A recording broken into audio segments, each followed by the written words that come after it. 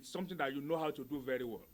For 8 years of President Obasanjo, all the elections he held, in fact, government policies were determined by whatever mood he found himself. All institutions of government were brought under his wings.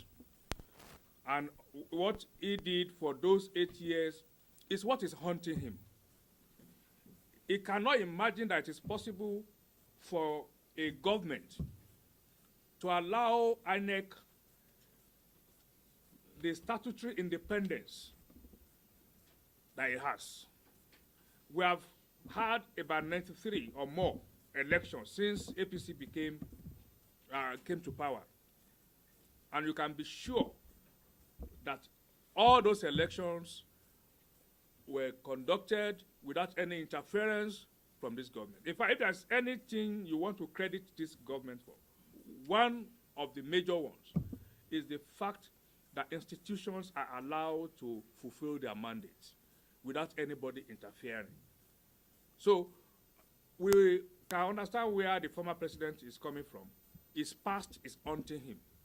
He imagines that perhaps the way he did it, remembering, he must have consulted or looked back at the books, of when he was president, and saw clearly that if they use this same method that I used, this is what is going to happen.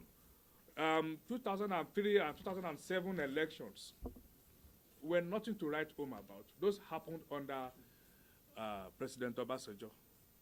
We all knew how the elections went. So, for us in APC, votes will count. We are going to have a free, credible, and fair election. We have no reason to want to rig election. Our achievements speak for us.